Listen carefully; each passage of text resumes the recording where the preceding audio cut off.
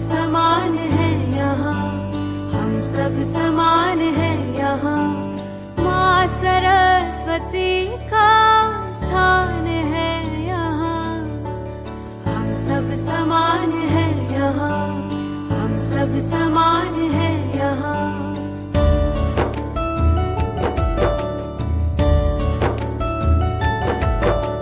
शिक्षा समझ संस्कारों की चाह है यहाँ, हर चुनौती आसान बनाए अल्फा संकुल विद्या का। माँ सरस्वती का स्थान है यहाँ, हम सब समान है यहाँ, हम सब समान है यहाँ।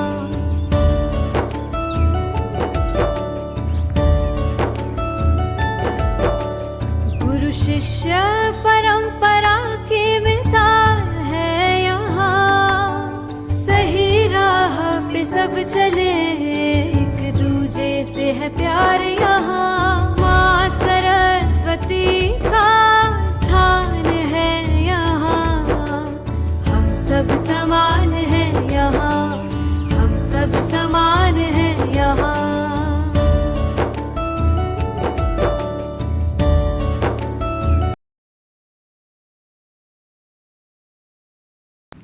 विद्यार्थी मित्रों, आजना लेक्चर में आपणे गुजकेट अने नीट आधारित 12th ना चेप्टर 3 मनुष्य में प्रजनन एमां फलन अने गर्भस्थापन टॉपिकनी गुजकेट अने नीट आधारित MCQ प्रकारे प्रिपरेशन थई अगे ए प्रकारे रिविजन करशुं। हवे मनुष्य में जे फलन थाय ई फलन पूर्वेनी क्रिया एटले मैथुन क्रिया। मैथुन क्रिया ने आपणे समागम के संवनननी क्रिया कहीए छीए, जे फलन पूर्वेनी क्रिया छे। એટલે આપણને MCQ માં પૂછે કે ફલન પૂર્વેની ક્રિયા એટલે કઈ ક્રિયા, તો એ मैथुन क्रिया, જેને આપણે સમાગમ કે સંવનન તરીકે ઓળખીએ છીએ। એ હકીકતમાં વાસ્તવમાં શું છે, तो ये हकीकत में वास्तव में जन्यु वहननी क्रिया है।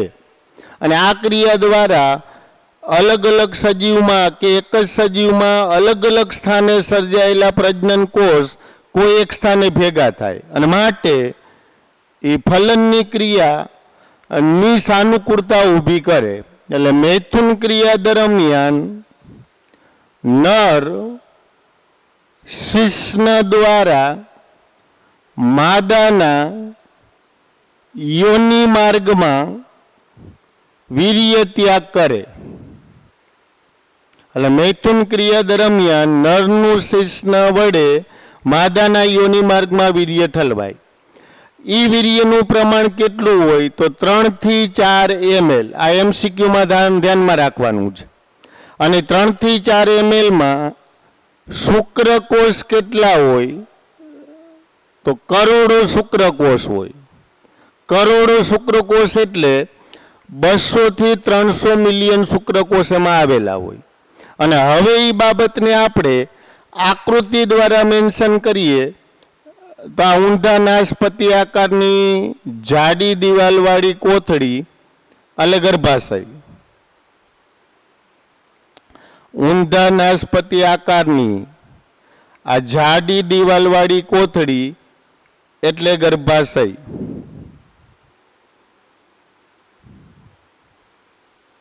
અને આ આકૃતિને પણ તમારે એ વિવિધ ઓળખલક્ષી MCQ માટે ધ્યાનમાં લેવાની છે।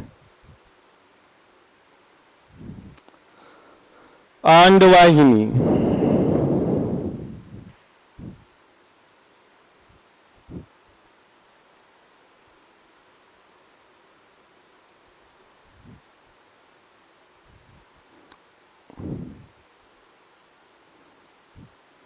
હવે અંડવાહિની છે એ એક જોડ હોય છે જેની લંબાઈ 10 થી 12 સેન્ટીમીટર હોય અને એની રચનાકીય લાક્ષણિકતાના આધારે 3 ભાગ પાડ્યા હતા। અંડવાહિનીનો અગ્ર છેડો જે ગરણી જેવો પહોળો હોય એને કહેવાય અંડવાહિની નિવાપ। એ આ ઝાલર કે આંગળી જેવા પ્રવર્ધો ધરાવે એને કહેવાય ફીમરી. ત્યાર પછીનો આ મધ્યનો પહોળો ભાગ એટલે તુંબિકા અથવા એને કહેવાય એમ્પ્યુલા. અને આ તુંબિકા કે એમ્પ્યુલા પછીનો આ લાંબો સાંકડો ભાગ એટલે ઇથમસ.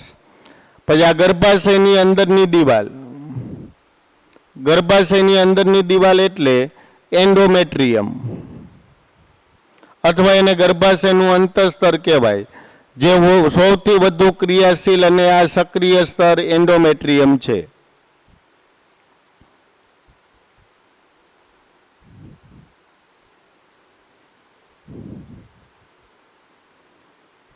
અંડપિંડ અને અંડપિંડમાં અંડકોષ જનનની ક્રિયા દ્વારા અંડકોષનું નિર્માણ થયું હોય અને નિર્માણ થયેલ પરિપક્વ અંડપુટિકા એટલે કે ગ્રાફિયન અંડપુટિકા એ 14મા દિવસે ફાટે. એટલે અંડપિંડમાંથી ગ્રાફિયન અંડપુટિકા ફાટે એટલે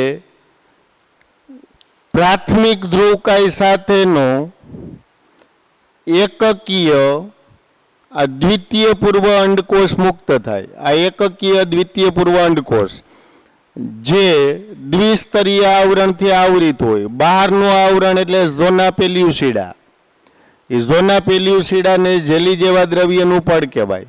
અને અંદરનું આવરણ એટલે અંડપડ, જેને આપણે વિટેલાઇન પડ કહીએ છીએ. હવે આ દ્વિતીય પૂર્વ અંડકોષ છે એને પણ એમસીક્યુ સંલગ્ન ધ્યાનમાં લેવાનું છે.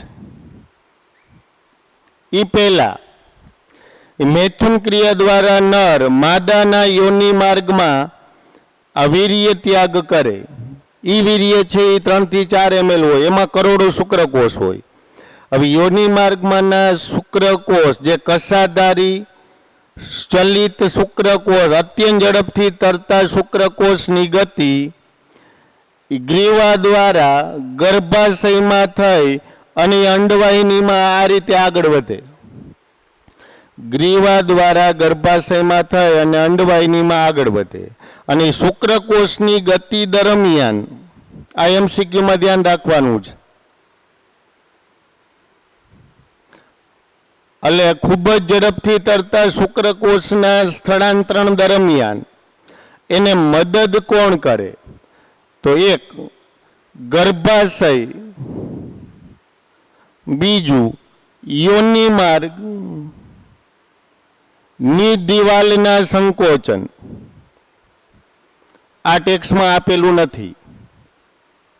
એટલે એ કસાધારી ચલિત શુક્રકોષ ખૂબ ઝડપથી તરી કયા રસ્તે દીધું? ગ્રીવામાંથી ગર્ભાશય, ગર્ભાશયમાંથી અંડવાહિનીમાં આગળ વધે ત્યારે એને એ તરવામાં, એની ગતિમાં, એના એ વહનમાં મદદ કોણ કરે? તો ગર્ભાશય અને યોનિ માર્ગની દિવાલના સંકોચન પ્લસ અંડવાહિનીમાં થતો શ્લેષ્મીય સ્ત્રાવ. એ ગર્ભાશય યોનિ માર્ગની દિવાલના સંકોચન અને અંડવાહિનીમાં થતા શ્લેષ્મીય સ્ત્રાવની મદદથી એ યોનિ માર્ગમાંથી શુક્રકોષને અંડવાહિનીના તુંબિકીય સ્થાન સુધી અથવા અહીંયા સુધી પહોંચતા, એટલે તુંબિકીય ઇથમસ જોડાણ સ્થાન સુધી પહોંચતા, એમ્પ્યુલા ઇથમસ જોડાણ સ્થાન સુધી પહોંચતા 5 થી 6 કલાક લાગે.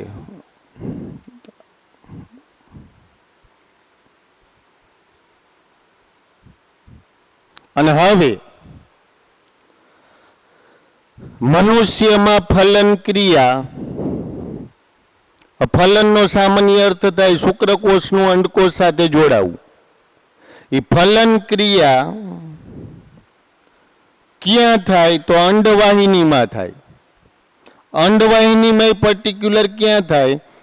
તો તુંબિકીય ઇથમસ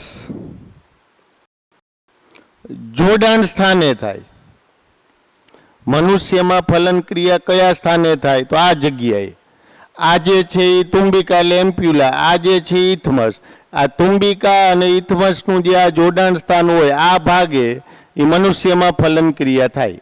હવે એ સંવનનના પરિણામે દાખલ થયેલો શુક્રકોષ અને અંડપાતની ક્રિયા દ્વારા મુક્ત થયેલો દ્વિતીય પૂર્વ અંડકોષ, એટલે આ સાઈડથી શુક્રકોષ અને આ સાઈડથી અંડકોષ બંને એક જ સમયે ચુંબકીય ઇથમસ જોડાણ સ્થાને પહોંચે તો ફલન શક્ય બને. અને માટે જ દરેક વખતનું સંવનન, દરેક વખતનું સમાગમ એ ફલન અને ગર્ભધારણનું પરિણામ આપતું નથી. એનું કારણ એક જ સમયે એક જ સાથે આ દિશામાંથી શુક્રકોષ અને આ દિશામાંથી અંડપાતની ક્રિયા દ્વારા મુક્ત થયેલો અંડકોષ બંને એક જ સાથે એક જ સમયે આ ચુંબકીય ઇથમસ જોડાણ સ્થાને પહોંચે તો અને તો જ ફલન શક્ય બને અને ફલનને અનુસરીને ગર્ભધારણ થાય. પણ હરહંમેશ વારંવારના સંવનન કે સમાગમ એ હરહંમેશ ફલન અને ગર્ભધારણનું પરિણામ આપતા નથી. ત્યાંથી વાક્ય અને રીઝન એટલે એ આ ટાઈપનો MCQ છે એ પૂછી શકે. અને હવે આ દિશામાંથી અંડવાહિનીની અંદર રહેલા પક્ષમોના, અંડવાહિનીનું અંદરનું અસ્તર હોય ને એમાં પક્ષમો હોય, એ પક્ષમોના હલનચલન વડે એ અચલિત દ્વિતીય પૂર્વ અંડકોષ આ ચુંબકીય ઇથમસ જોડાણ સ્થાને અહીંયા પહોંચે.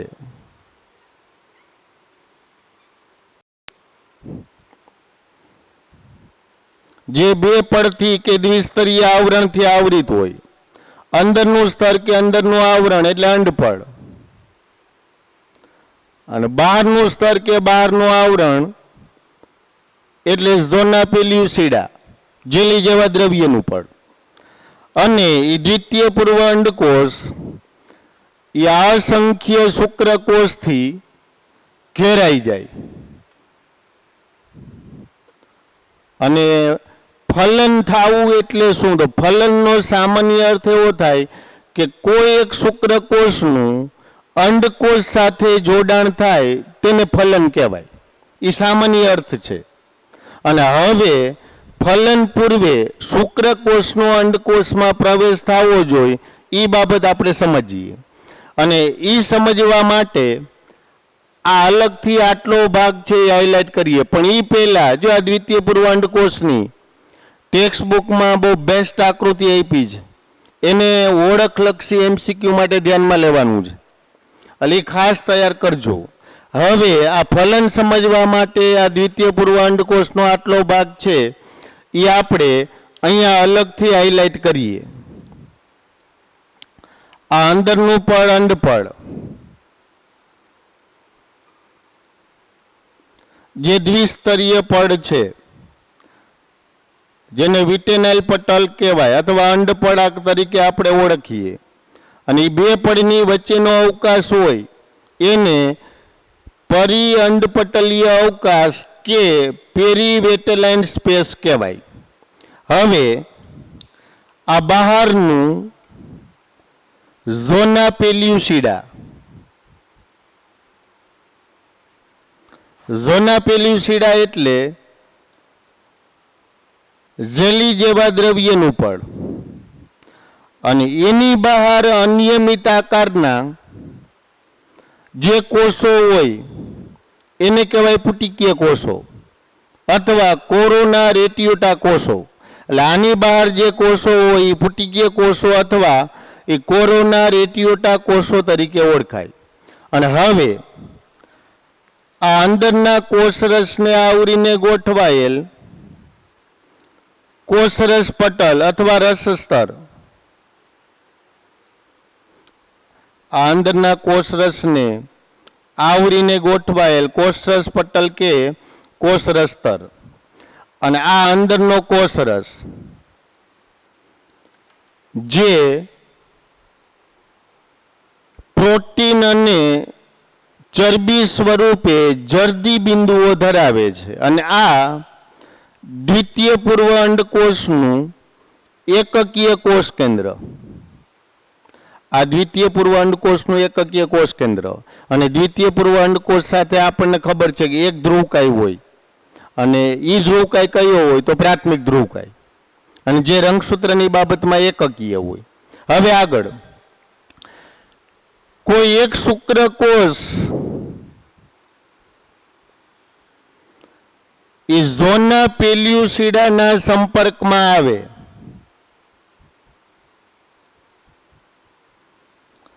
કોઈ એક શુક્રકોષ ઝોના પેલ્યુસિડાના સંપર્કમાં આવે એટલે કે ઝેલી જેવા દ્રવ્ય ના બનેલા પટલ આ ઝોના પેલ્યુસિડાના સંપર્કમાં આવે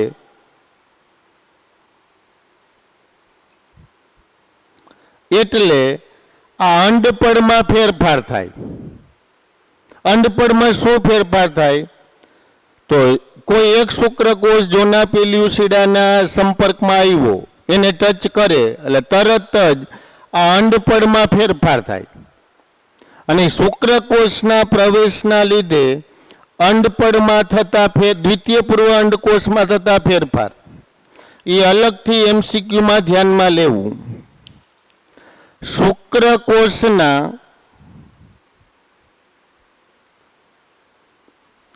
પ્રવેશ થવાની સાથે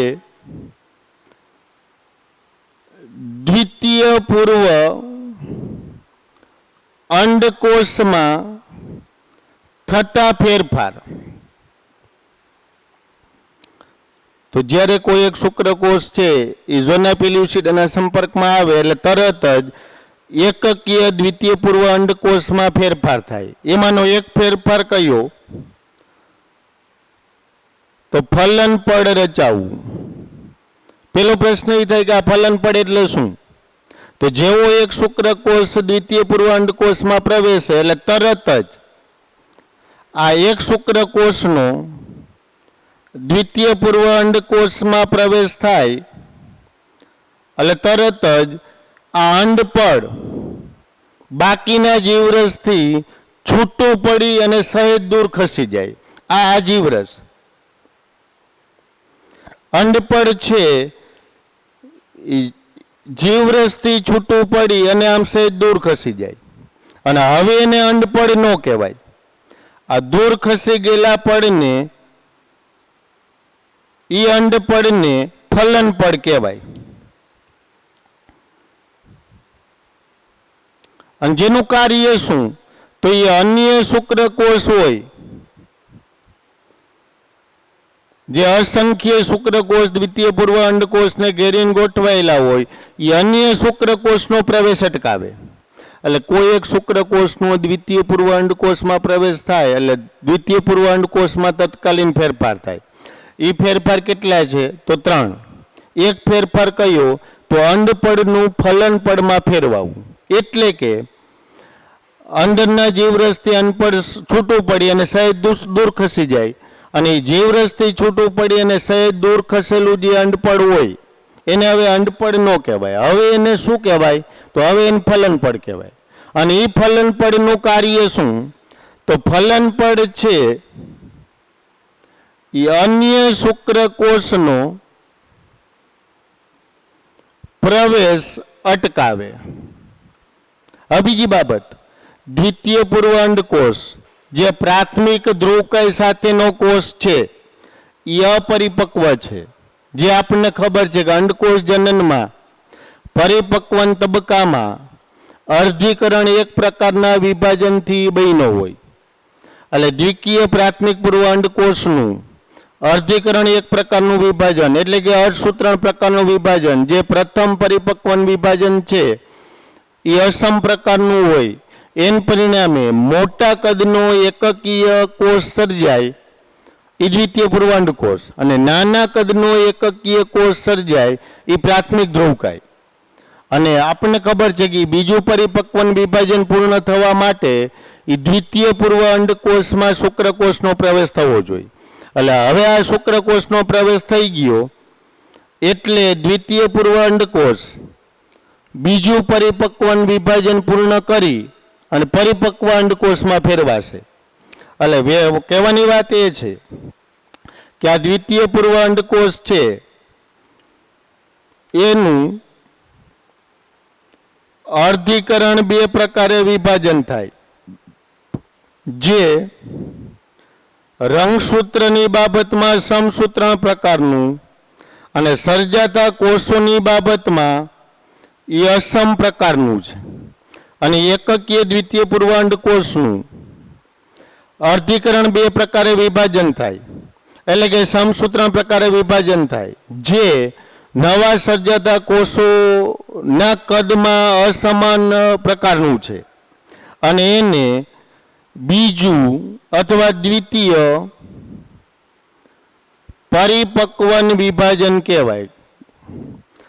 અને એના અંતે દ્વિતીય પૂર્વાંડકોષ એકકીય પરિપક્વ અંડકોષમાં એ ફેરવાઈ જાય અને એની સાથે એક ધ્રુવકાય કોષ બને અને એને કહેવાય પ્રાથમિક ધ્રુવકાય.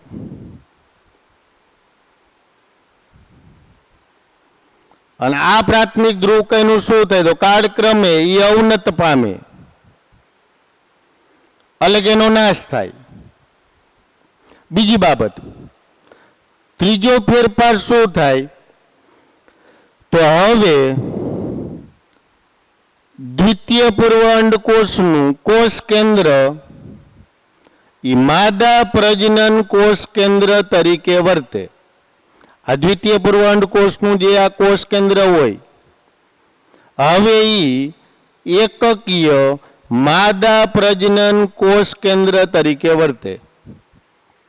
બીજી બાબત, ફલનમાં કેટલા કોષ ભાગ લે તો આપણને ખબર જ પડી ગઈ કે આ ફલનપળ નિર્માણ પામ્યું, એટલે કે અંડપળમાં ફેરફાર થયા એટલે અન્ય શુક્રકોષ પ્રવેશી શકતા નથી.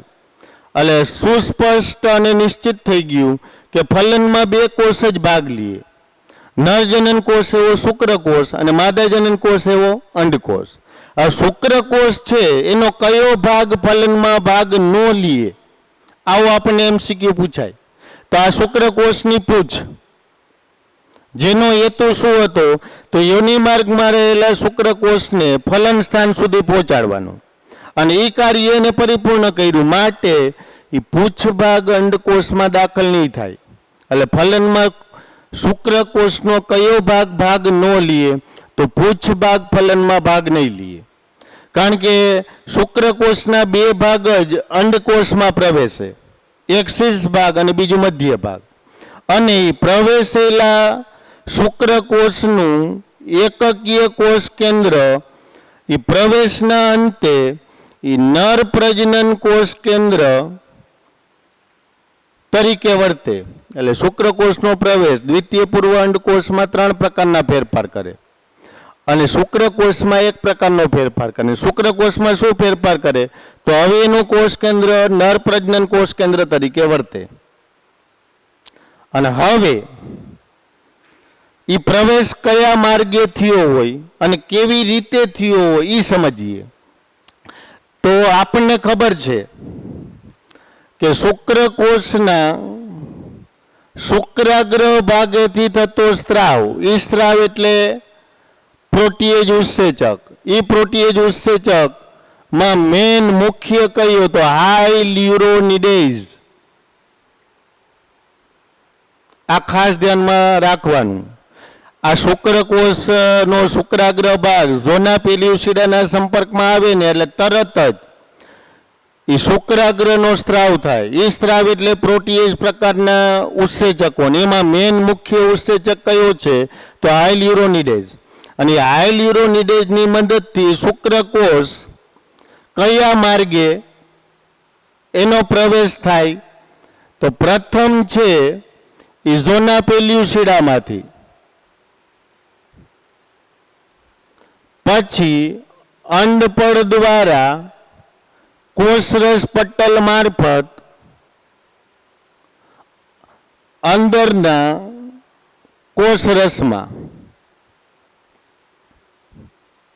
એટલે શુક્રકોષ છે એ શુક્રાગ્ર ભાગનો સ્ત્રાવ એટલે પ્રોટીએજ ઉત્સેચક એટલે કે હાયલ્યુરોનિડેઝ ઉત્સેચકની મદદથી એ ઝોના પેલ્યુસિડા, એમાંથી અંડપળ, એમાંથી કોષરસ પટલ દ્વારા અંડકોષના કોષરસમાં પ્રવેશી જાય આ રીતે. અને હવે આપણે સમજીએ ફલન. તો એકકીય આ નર પ્રજનન કોષ કેન્દ્ર અને એકકીય માદા પ્રજનન કોષ કેન્દ્રનું સંયોજન થાય, એ બંનેનું જોડાણ થાય અને દ્વિકીય યુગ્મનજ કોષ કેન્દ્ર બને.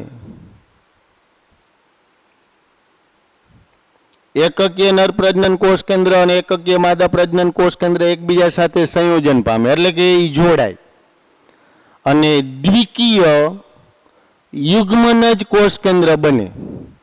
આને કહેવાય ફલન. અને દ્વિકીય યુગ્મનજ કોષ કેન્દ્ર ધરાવતો ફલિત અંડકોષ હવે ફલિતાંડ તરીકે ઓળખાય. અને જે રંગસૂત્રની બાબતમાં 2n હોય, રંગસૂત્રની બાબતમાં ઈ દ્વિકીય હોય. અને હવે એ જાતિ ભેદ કે લિંગ નિશ્ચયનની આપણે વાત કરીએ તો એ જાતિ ભેદ કે લિંગ નિશ્ચયન છે એ આપણે ચેપ્ટર 5 માં ભણી ગયા છીએ. મનુષ્યમાં લિંગ નિશ્ચયન કે જાતિ ભેદ કે જાતિ નક્કી કરવી. આપણને ખબર છે કે આ મનુષ્યમાં લિંગ નિશ્ચયનની પદ્ધતિ એ વિષમજન્યુ આધારિત પદ્ધતિ છે. આ કોણે સમજાવી? તો 1906 માં કાર્લ કોરેન્સ નામના વૈજ્ઞાનિકે એ સમજાવી છે. અને એના 2 પ્રકાર છે. એમાંનો મનુષ્યમાં લિંગ નિશ્ચયનનો કયો પ્રકાર? તો XY નર અને XX માદા પદ્ધતિ. આ પુરુષ, આ સ્ત્રી. આપણને ખબર છે કે પુરુષ અને સ્ત્રીમાં 23 જોડ રંગસૂત્ર હોય. એમાં 22 જોડ રંગસૂત્ર જે દૈહિક રંગસૂત્ર છે એ પુરુષ અને સ્ત્રીમાં સમાન હોય, પણ પુરુષમાં 23મી જોડ લિંગી રંગસૂત્ર એ વિષમ રંગસૂત્ર અસમાન રંગસૂત્ર XY હોય અને સ્ત્રીમાં લિંગી રંગસૂત્ર એ સમાન રંગસૂત્ર XX હોય. અને હવે અર્ધીકરણની પ્રક્રિયા દ્વારા સર્જાતા જનનકોષ. તો પુરુષમાં 2 પ્રકારના જનનકોષ સર્જાય.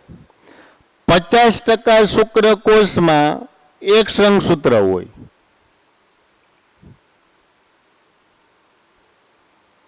અને 50% શુક્રકોષમાં Y રંગસૂત્ર હોય. એટલે કુલ જે શુક્રકોષ સર્જાણા હોય એ 2 પ્રકારના હોય. 50% ની અંદર X રંગસૂત્ર હોય અને 50% ની અંદર Y રંગસૂત્ર હોય. હવે એની સામે આ સ્ત્રી લિંગી રંગસૂત્રની બાબતમાં સમાન છે, માટે એમાં જે અંડકોષ સર્જાય એ બધા જ અંડકોષમાં X રંગસૂત્ર હોય. અને હવે આ પ્રકારના અંડકોષનું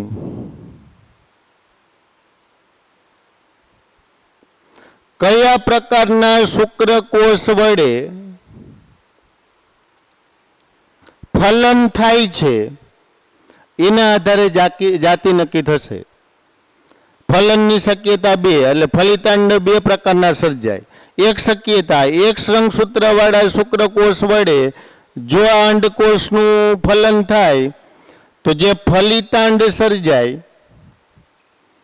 એની અંદર XX રંગસૂત્રની જોડ થાય અને Y રંગસૂત્ર વાળા શુક્રકોષ વડે અંડકોષનું ફલન થાય તો એની અંદર લિંગી રંગસૂત્ર XY થાય. એટલે ફલિતાંડ 2 પ્રકારના સર્જાય. પણ એનો ટોટલી આધાર કેની ઉપર? તો કયા પ્રકારના શુક્રકોષ વડે અંડકોષનું ફલન થયું છે એને અનુરૂપ ફલિતાંડમાં રંગસૂત્રની ભાત હોય. હવે આ XX રંગસૂત્રવાળા ફલિતાંડનો વિકાસ થઈ અને સંતતિમાં પુત્રી છે એ જન્મે એટલે માદા લિંગ નક્કી થયો. અને XY રંગસૂત્ર હોય તો સંતતિમાં પુત્ર એટલે કે એ નરલિંગ નક્કી કરે. અને આ રીતે મનુષ્યમાં જાતિ ભેદ લિંગ નિશ્ચયનો ટોટલી આધાર એ નર દ્વારા ઉત્પન્ન થયેલા શુક્રકોષ પર છે. અને માટે આ પદ્ધતિને નરની XY પદ્ધતિ પણ કહેવાય. લિંગ નિશ્ચયની આ પદ્ધતિને શું કહેવાય? તો નરની XY પદ્ધતિ તરીકે ઓળખાય. અને આ રીતે ફલનના પરિણામે બનતા ફલિતાંડ અને એ ફલિતાંડના આધારે જે જાતિ કે લિંગ નિશ્ચયન થાય એની આપણે સ્પષ્ટપણે ચર્ચા કરી ગયા. અને હવે આ બીજો પાર્ટ ગર્ભસ્થાપન સમજશું.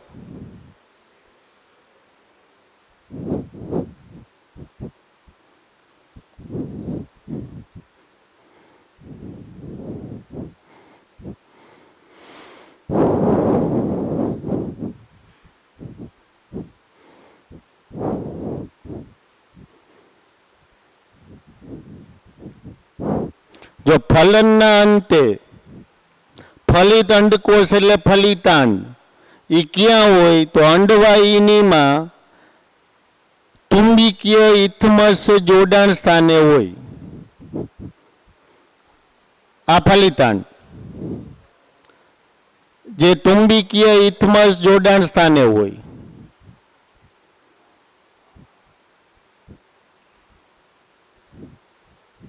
અને હવે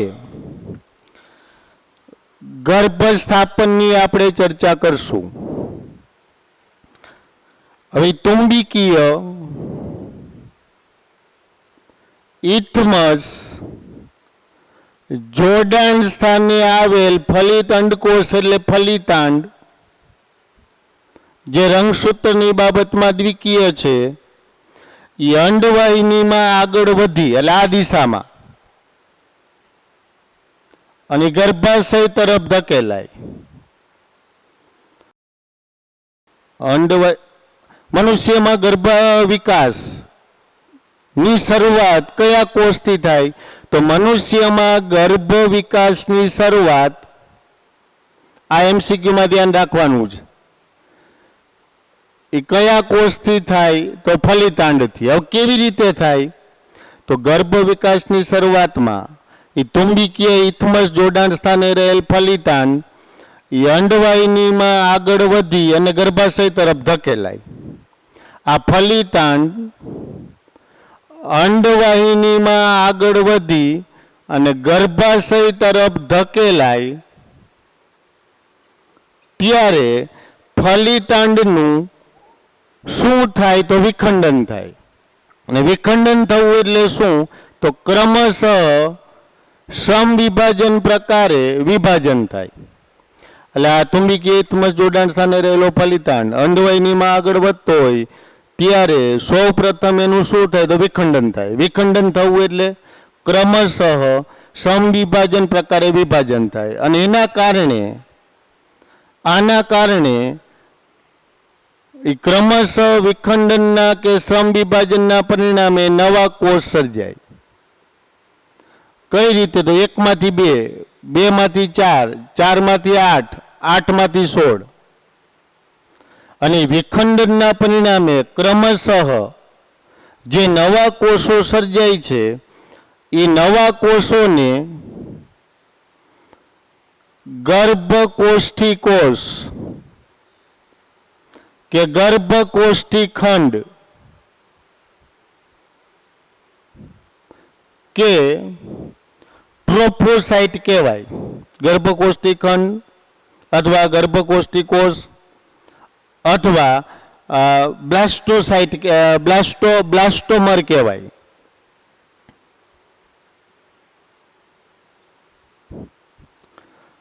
અને આ રીતે 1 માંથી આ 2 કોષી ગર્ભ,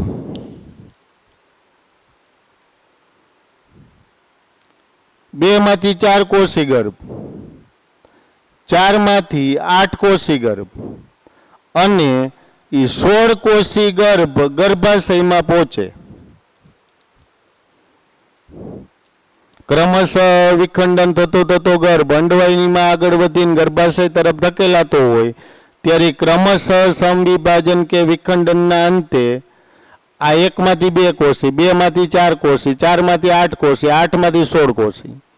અને શરૂઆતના ગર્ભ વિકાસ દરમિયાન ગર્ભના કદમાં વધારો થતો નથી. એટલે અહીંથી તમે જોઈ શકો કે આ બધી આકૃતિઓ છે ને એક સમાન કદની જ છે. વિકસતા ગર્ભના કદમાં વધારો ન થાય. શું કામ? તો ગર્ભ વિકાસની શરૂઆતમાં વૃદ્ધિ અત્યંત ધીમી હોય. ગર્ભ વિકાસની શરૂઆતમાં વૃદ્ધિ અત્યંત ધીમી હોય માટે અંદર કોષોની સંખ્યા વધતી જાય પણ ગર્ભની વૃદ્ધિ ન થાય. બીજી બાબત, મનુષ્યમાં એકસમ વિભાજનનો સમયગાળો 24 કલાક છે. એટલે અંડવાહિનીમાંથી ગર્ભાશયમાં પહોંચતા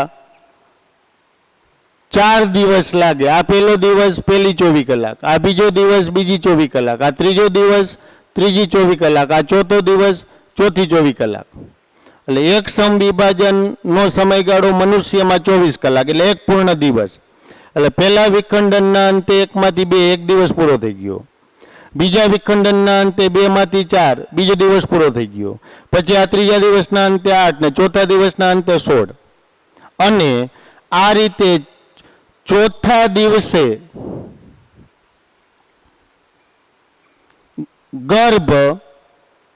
ગર્ભાશયમાં પહોંચે અને ચોથા દિવસે જે ગર્ભાશયમાં પહોંચે એ ગર્ભને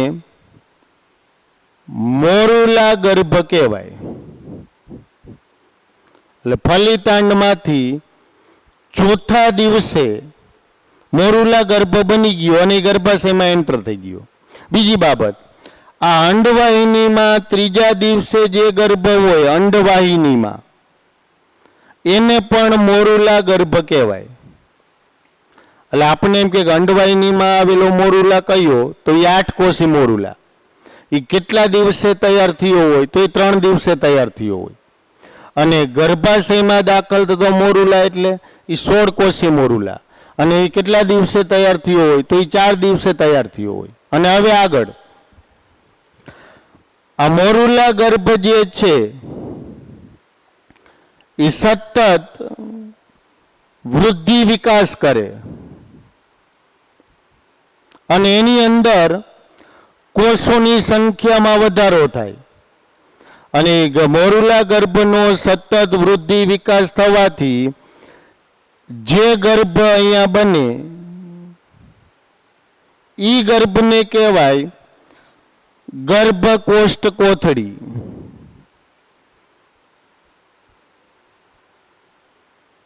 એટલે કે બ્લાસ્ટોસાઇટ.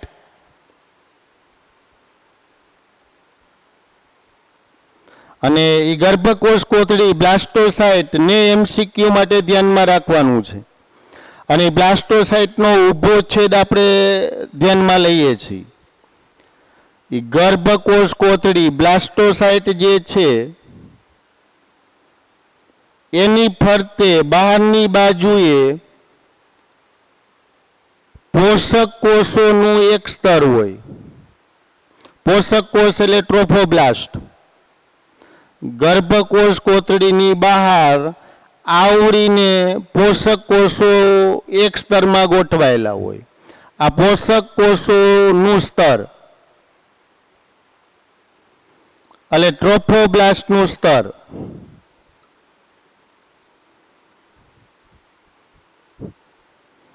જેને ગર્ભ પોષક સ્તર કહેવાય.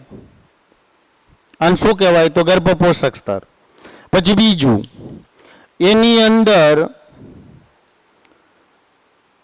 વિશિષ્ટ કોષોનો સમૂહ આવેલો હોય. અને વિશિષ્ટ કોષોના સમૂહને આંતરિક કોષ સમૂહ કે અંતસ્થ કોષ સમૂહ કહેવાય. આ આંતરિક કોષ સમૂહ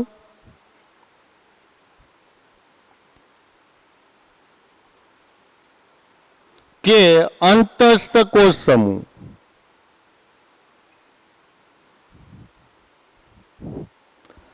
અને બાકીના ભાગમાં શું ભરેલું હોય તો બાકીના ભાગમાં ભરેલું હોય પ્રવાહી.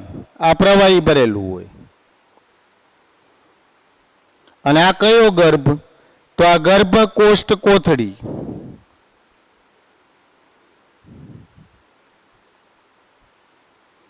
એટલે બ્લાસ્ટોસાઇટ. એ ગર્ભ વિકાસના કેટલા દિવસે તૈયાર થાય? તો ગર્ભકોષ કોથળી બને ને ત્યાં સુધીમાં 1 સપ્તાહ એટલે કે 1 અઠવાડિયું પૂર્ણ થઈ ગયું હોય. અને આ મોરુલા ગર્ભમાંથી ગર્ભકોષ કોથળી બનતા 3 દિવસ લાગે. એટલે અહીંયા ધ્યાન રાખવાનું છે. ઇન જનરલ ગર્ભ વિકાસમાં ગર્ભકોષ કોથળી બનતા કેટલો ટાઈમ લાગે? તો 1 સપ્તાહ એટલે 1 અઠવાડિયું. અને મોરુલા ગર્ભમાંથી ગર્ભકોષ કોથળી બનતા કેટલો ટાઈમ લાગે? તો 3 દિવસ. કારણ કે 4 દિવસે મોરુલા બન્યો હોય ને અઠવાડિયે જેવા ગર્ભકોષ કોથળી બનતી હોય તો આમાંથી આ બનતા 3 દિવસ લાગે.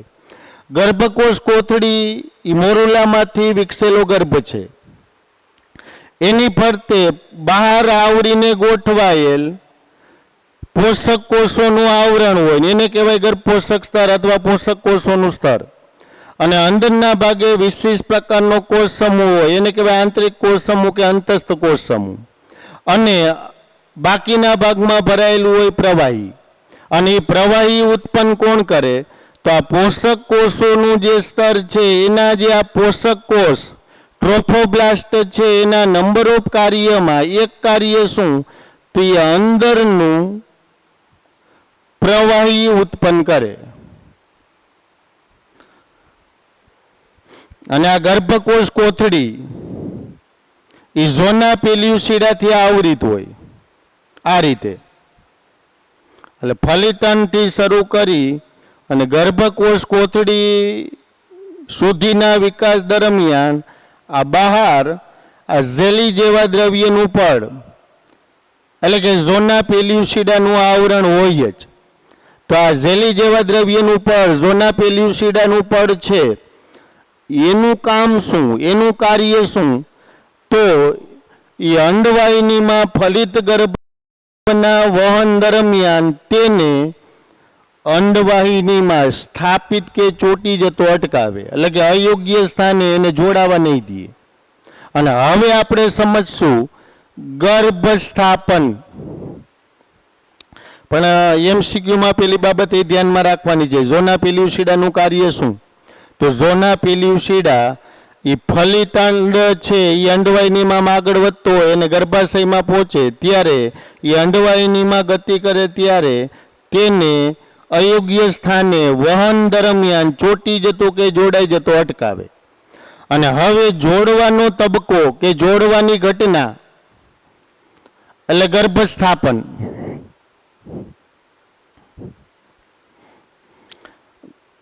ગર્ભસ્થાપન છે એ ગર્ભ વિકાસમાં ગર્ભસ્થાપન ક્યારે થાય?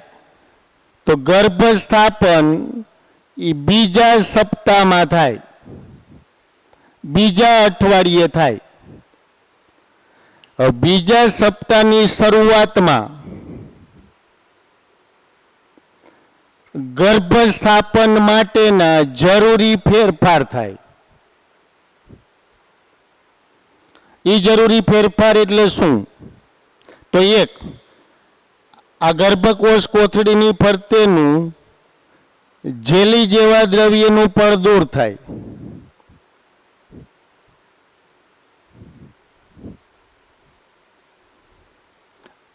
એટલે કે ઝોના પેલ્યુસિડા દૂર થાય. પછી બીજું આ ગર્ભ પોષક કોષો એ ચોક્કસ પાચક ઉત્સેચકનો સ્ત્રાવ કરે.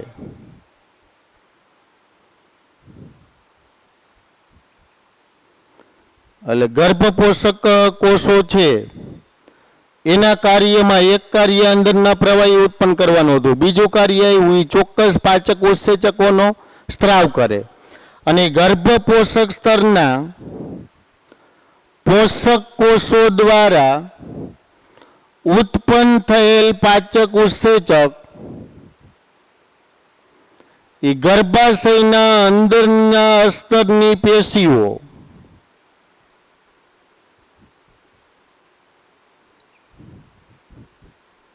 અને જે તે સ્થાનની રુધિર વાહિનીઓ, આ દાખલા તરીકે આ જગ્યાની અંતસ્તર કે એન્ડોમેટ્રિયમની પેશીઓ, તો પછી એ જ જગ્યાની રુધિર વાહિનીઓનું એ પાચન કરી નાખે,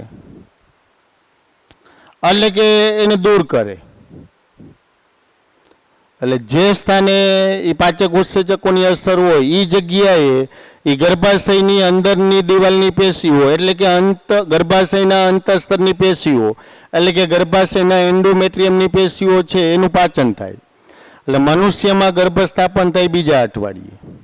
એ બીજા અઠવાડિયે થતા ગર્ભસ્થાપનમાં બીજા અઠવાડિયાની શરૂઆતમાં ગર્ભસ્થાપન માટેના ફેરફાર થાય. એક, જેલી જેવા દ્રવ્યનું પડ દૂર થાય. બીજું, પોષક કોષો દ્વારા પાચક ઉત્સેચકોનો સ્ત્રાવ થાય. ત્રીજું, એ ઉત્સેચકો વડે ગર્ભાશયની કેટલીક અંદરની પેશીઓ અને જે તે સ્થાનની રુધિરવાહિનીઓનું પાચન થાય અને એ દૂર થશે. ત્યાર પછી બીજા સપ્તાહના અંતે ગર્ભસ્થાપન થાય.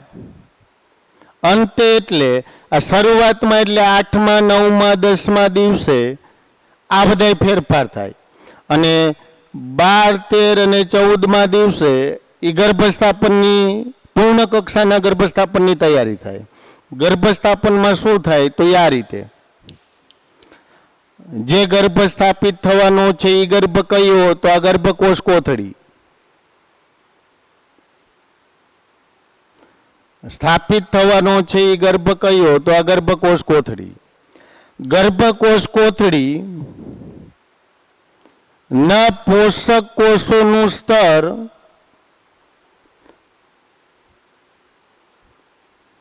ગર્ભકોષ કોથળીનું બહારનું આ પોષક કોષોનું સ્તર એટલે કે ગર્ભ પોષક સ્તર એ ગર્ભાશયની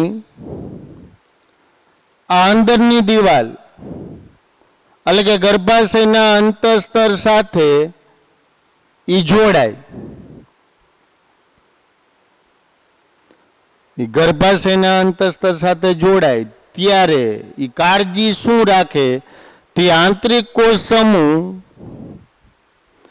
ગર્ભાશયની અંદરની દિવાલ તરફ રીએ એવી રીતે ગોઠવાય. એટલે બહારનું આ ગર્ભકોષ કોથળીનું બહારનું પોષક કોષોનું સ્તર એ ગર્ભાશયના અંતઃસ્તર કે એના અંદરની દિવાલ કે એના એન્ડોમેટ્રિયમ સાથે જોડાય ત્યારે કાળજી શું રાખે તો એ આંતરિક કોષ સમૂહ ગર્ભાશયની અંદરની દિવાલ તરફ રીએ એ રીતે રાખી અને એ ગોઠવાશે. બીજી બાબત, એ આંતરિક કોષ સમૂહ છે એનું વિભેદીકરણ થઈ અને આગળ જતા ગર્ભમાંથી ભ્રૂણ અને ભ્રૂણમાંથી તરુણ સંતતિ જન્મે. એટલે જે બાળકનું નિર્માણ થાય છે એ અંદરના આંતરિક કોષ સમૂહના વિભેદીકરણથી. એમાંથી પહેલા ગર્ભ બને, ગર્ભ પછી ભ્રૂણ તરીકે ઓળખાય, પછી નવજાત શિશુ એટલે તરુણ સંતતિ બને. અને એ સ્થાપિત જેવી ગર્ભકોષ કોથળી સ્થાપિત થાય એટલે ગર્ભાશયના કોષોનું ઝડપથી વિભાજન થવા માંડે અને ગર્ભાશયના કોષોના ઝડપથી વિભાજનથી જે નવા ગર્ભીય કોષો સર્જાય એ સ્થાપિત ગર્ભકોષ કોથળીને આ રીતે આંશિક ઘેરી લે. એટલે જેવું ગર્ભપોષક સ્તર ગર્ભાશયના અંતઃસ્તર સાથે જોડાય એટલે તરત જ એ ગર્ભાશયની અંદરની દિવાલના કોષોનું ઝડપથી વિભાજન થવા માંડે. એ ઝડપથી વિભાજનથી જે નવા કોષો સર્જાય એ સ્થાપિત ગર્ભકોષ કોથળીને આંશિક આવરી લે. જો આ ભાગ ખુલ્લો જ, મોટા ભાગનું એને આવરી લીધું અને આ રીતે ગર્ભસ્થાપન થઈ ગયું. હવે જોજો, જેવું ગર્ભસ્થાપન પૂર્ણ થાય એટલે તરત જ આ ગર્ભ પોષક સ્તરના પોષક કોષો એ ચોક્કસ અંતઃસ્ત્રાવનો સ્ત્રાવ કરે. પણ એ ગમે ત્યારે નહીં, ગર્ભસ્થાપન પૂર્ણ થાય એટલે તરત જ ગર્ભ પોષક કોષો ચોક્કસ અંતઃસ્ત્રાવનો સ્ત્રાવ થાય. એ અંતઃસ્ત્રાવ રુધિરમાં ઠલવાય, રુધિર મૂત્રપિંડમાં શુદ્ધ થવા જાય અને એમાં રહેલો અંતઃસ્ત્રાવ મૂત્રમાં નોંધાય. એટલે કોઈ પણ સ્ત્રી પ્રેગ્નેન્ટ છે કે નથી, એને ગર્ભધારણ કરેલ છે કે નથી એની ચકાસણી કરવામાં આવી. પ્રેગ્નન્સી ટેસ્ટમાં એ આ અંતઃસ્ત્રાવ છે એનું એ કસોટી દ્વારા પૃથ્થકરણ કરી અને ગર્ભધારણ થયેલ છે કે નથી થયું એની ચકાસણી કરવામાં આવે છે. અને આ રીતે આપણે મનુષ્યમાં ફલન અને ગર્ભસ્થાપનની એક રિવિઝન રૂપે અને ખાસ કરીને ગુજકેટ અને નીટને ધ્યાનમાં રાખી એમસીક્યુ સંલગ્ન સંપૂર્ણ ચર્ચા કરેલી છે. અને આટલી બાબતને તમે ધ્યાનમાં રાખશો તો ક્યાંય વાંધો આવશે નહીં. બધાને જય શ્રી કૃષ્ણ.